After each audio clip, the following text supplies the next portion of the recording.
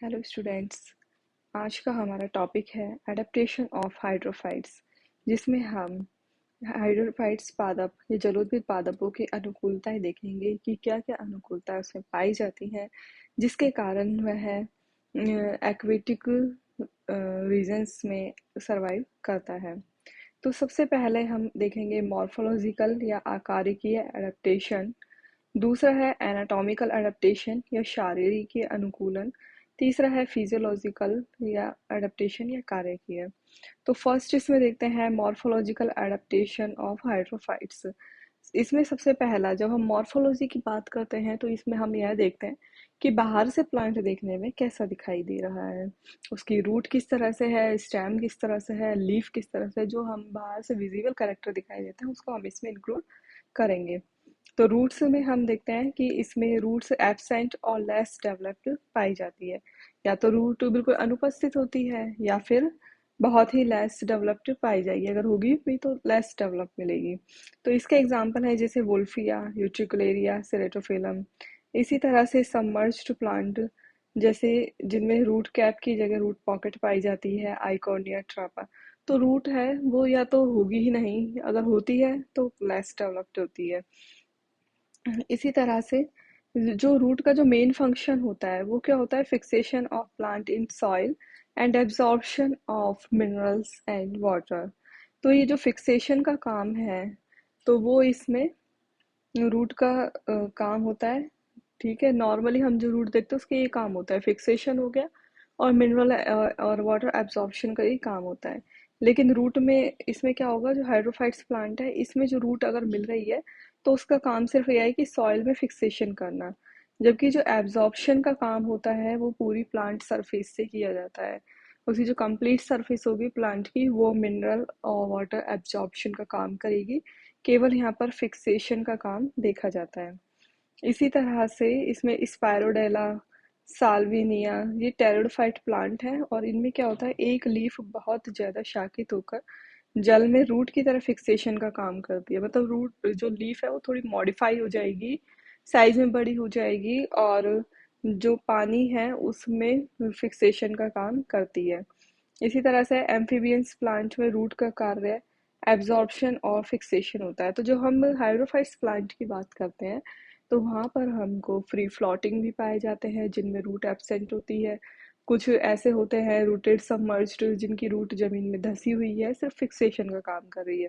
Amphibians plant हैं जो कि कुछ पार्ट उसमें रूट, जो कुछ पार्ट है प्लांट का वो जमीन में होता है, मिट्टी में फिक्स रहेगा, और बाकी एयर में होता है। तो यहाँ पर रूट का काम एब्जॉर्प्शन और फिक्सेशन होता है। इसी तरह से कुछ प्लांट्स में रेस्पिरेटरी रूट पाई जाती है। रेस्पिरेटरी रूट इसको श्वसन मूल भी कहते हैं। तो इसमें रूट फूली हुई तथा बायोन्सी उत्प्लावनता प्रदान करती है और रेस्पिरेटरी रूट कहलाती है। रूट तो क्या होगा, फूली हुई संरचना होगी और उसमें एयर पाई जाएगी और बायोन्सी प्रोवाइड करेगी, जिसके कारण उसे रेस्पिरेटरी रूट कहते हैं और वो तैरती रहती है। एग्जाम्पल है इसके पिस्टिया, लुडविजिया, जूसिया। इसी तरह से एसिमिलेटरी रूट, अब जैसे नाम से पता चल रहा है, स्वांगीकारी जड़ें या एसिमिलेटरी एसिमिलेशन का काम करती है।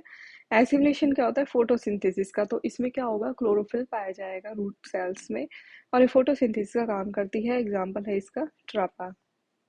तो इस तरह से जब हम एडेप्टेशन की बात कर रहे हैं, मॉर्फोलॉजिकल एडेप्टेशन ऑफ हाइड्रोफाइट्स, तो इसमें सबसे पहला एडेप्टेशन रूट का है ये। और रूट के बाद दूसरा एडेप्टेशन देखते हैं कि स्टेम। स्टेम में क्या क्या एडेप्टेशन पाए जाते हैं।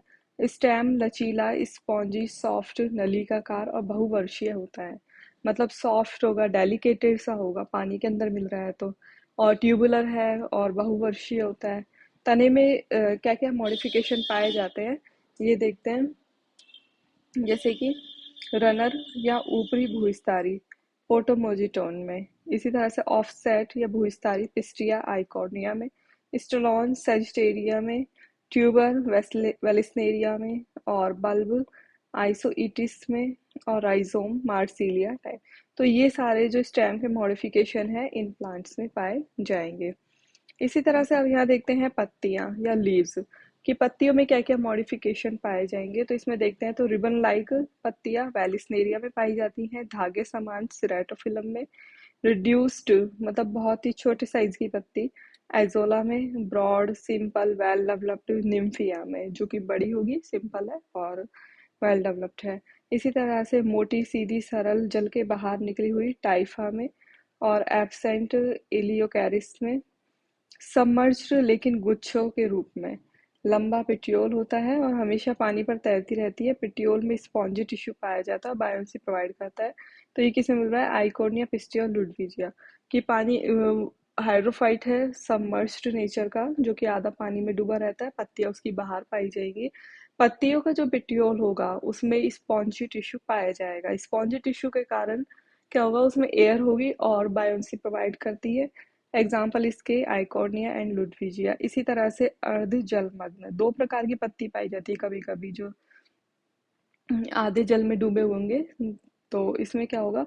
अंदर जो पानी के अंदर जो पत्तियां होती है वो तो कटी फटी होती है और बाहर सरलपर्ण पाई जाती है। तो ये क्या कहलाती है? विषम पर्णता या हिट्रोफिली कहलाती है। सेजिटेरिया में पाई जाएगी।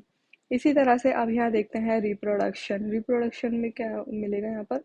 वेजिटेटिव प्रोपगेशन द्वारा रिप्रोडक्शन एक्वेटिक प्लांट में सबसे ज़्यादा होगा। जो हाइड्रोफाइट प्लांट है उनमें वेजिटेटिव प्रोपगेशन के थ्रू होगा। जैसे, और इसके अलावा एक एग्जाम्पल है वेलिस्नेरिया, जो कि रिप्रोडक्शन फर्टिलाइजेशन में भी देखते हैं, पॉलिनेशन, कि किस तरह से पॉलिनेशन होता है वेलिस्नेरिया में। तो जो ये पॉलिनेशन इसमें पाया जाता है वो पानी के अंदर पाया जाता है।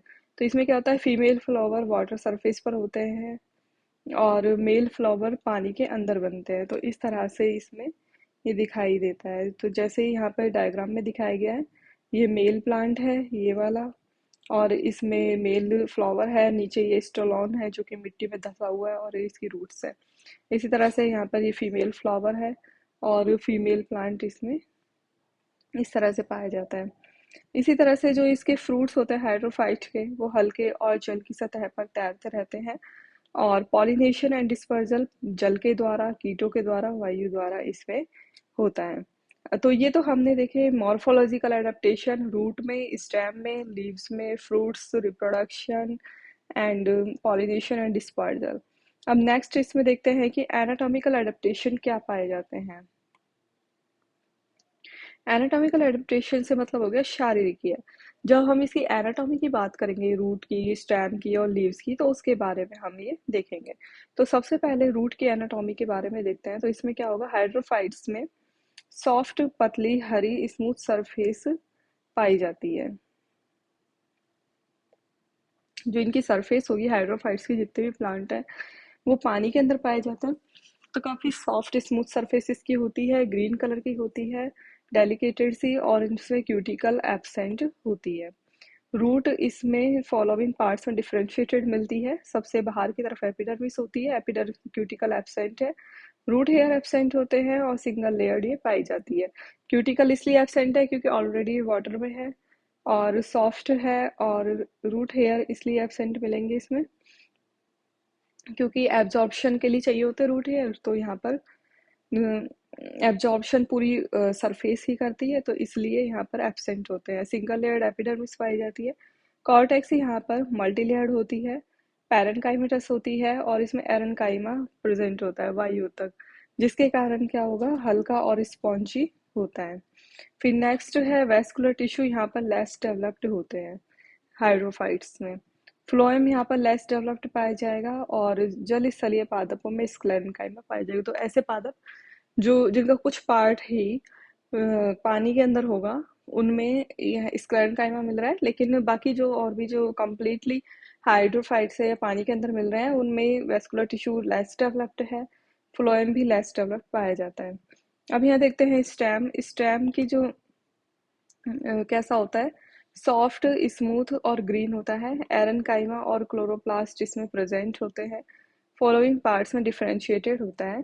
फर्स्ट है एपिडर्मिस। एपिडर्मिस यहाँ पर थिन और होती है, बिल्कुल पतली होगी, और फंक्शन इसका होता है provide protection, mineral and gaseous exchange and absorption, photosynthesis. तो यहाँ पे एपिडर्मिस का काम क्या होता है? जो अंदर वाले ऊतक है उनको प्रोटेक्शन प्रोवाइड करना, मिनरल और गैसियस एक्सचेंज और एब्जॉर्प्शन करना, और फोटोसिंथेसिस करना। तो ये यहाँ पर इसके काम होते हैं।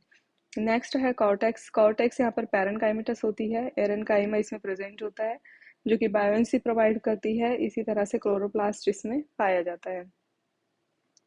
फिर देखते हैं वेस्कुलर सिस्टम। इस जो सबमर्ज्ड हाइड्रोफाइट्स होते हैं जो पानी के अंदर डूबे रहेंगे, वहाँ वहाँ पर तो ये लेस डेवलप्ड होता है वेस्कुलर सिस्टम। इसी तरह से जो प्लांट पानी के बाहर होते हैं वहाँ पे डेवलप्ड वेस्कुलर सिस्टम पाया जाता है। इसके अलावा इसमें क्या होता है, स्टिलेट क्रिस्टल और स्क्लेरिड्स भी पाए जाते हैं स्टेम में, जो प्लांट को मैकेनिकल सपोर्ट प्रोवाइड करते हैं।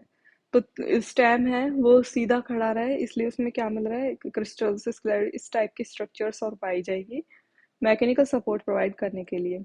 इसी तरह से जाइलम इसमें लेस डेवलप्ड होता है, वेसल्स एब्सेंट होती है। जाइलम लेस डेवलप्ड इसलिए क्योंकि प्लांट ही कम्प्लीटली वाटर में है, तो वाटर और मिनरल के एब्जॉर्प्शन जो पूरी सरफेस से होगा तो ये लेस डेवलप्ड मिलता है। फ्लोएम स्टेम में वेल डेवलप्ड पाया जाता है, सेकेंडरी ग्रोथ इसमें एब्सेंट होती है। नेक्स्ट देखते हैं लीव्स या पत्तियां। इसके फॉलोइंग पार्ट्स होते हैं। एपिडर्मिस इसमें जो सबमर्ज्ड प्लांट हैं उनमें क्यूटिकल एब्सेंट होती है क्योंकि पानी के अंदर है। जो पानी के अंदर होगा वहाँ पर क्यूटिकल प्रेजेंट होती है फ्लोटिंग प्लांट्स में। इसी तरह से सबमर्ज्ड में स्टोमेटा एब्सेंट होते हैं, या अगर पाए भी जाते हैं तो वो इनएक्टिव होते हैं। फ्लोटिंग इसमें स्टोमेटा प्रेजेंट होते हैं। वाटर सरफेस से कम्प्लीटली बाहर लीफ की दोनों सरफेस पर स्टोमेटा पाए जाते हैं, अपर एंड लोअर एपिडर्मिस पर। फिर नेक्स्ट है मीजोफिल। पहले से टिश्यू एंड स्पॉन्जी टिश्यू में डिफरेंशिएटेड होता है। एपिडर्मिस, एपिडर्मिस के बाद मीजोफिल आएगा। मीजोफिल यहाँ पे दो भागों में बटा हुआ है, पैलिसेड और स्पॉन्जी टिश्यू। लीफ में पैरेन्काइमा में बड़े एयर चैम्बर पाए जाते हैं। एयर चैम्बर उपस्थित रहेंगे जिसके कारण ये हवा में पानी पर तैरती रहती हैं। रूट, स्टेम एंड लीव्स के एरेनकाइमा एक दूसरे से कनेक्टेड रहते हैं, और जितना भी जो एरेनकाइमा टिश्यू होगा एक प्लांट का, रूट के अंदर, स्टेम के अंदर और लीफ के अंदर, वो एक दूसरे से कनेक्टेड रहता है। इसके अलावा इसमें कैल्शियम कार्बोनेट के क्रिस्टल्स पाए जाते हैं। क्लोरोप्लास्ट इसमें प्रेजेंट होता है। एयर चैम्बर में प्रेजेंट CO2 फोटोसिंथेसिस के लिए यूज ली जाती है। अब जो ये एयर चैम्बर है जो पूरा का पूरा कनेक्टेड है, इसमें क्या होगा, कार्बन डाइऑक्साइड मिल रही है। अब इसी कार्बन डाइऑक्साइड को प्लांट फोटोसिंथेसिस के लिए यूज कर लेता है, क्योंकि जब प्लांट की सेल रेस्पिरेशन करेगी तो खुद CO2 रिलीज करती है, वो CO2 यहाँ एक्यूमुलेट हो जाएगी और उसे वो फोटोसिंथेसिस में यूज करती है। इसी तरह से वाटर सरफेस, यहाँ पर तैरने वाली लीव्स में ऐसी सेल्स पाई जाती है जो कि म्यूसिली सीक्रेट करती है। जो पानी की सतह पर तैरेंगी पत्तियां, उनके ऊपर म्यूसिलेज की लेयर पाई जाएगी जिससे कि वो डायरेक्ट सनलाइट से प्रोटेक्टेड रह सके, धूप में सूखने से बच सके। तो ये सारे करेक्टर इसके लीफ के होते हैं। अब देखते हैं वेस्कुलर सिस्टम कैसा पाया जाता है लीफ में। लेस डेवलप्ड होता है। सबमर्ज्ड लीव्स में जाइलम और फ्लोएम को डिफरेंशिएटेड करना कठिन होता है, और एरियल लीव्स में जाइलम और फ्लोएम डिफरेंशिएटेड होते हैं। तो आज के इस टॉपिक में हमने मॉर्फोलॉजिकल और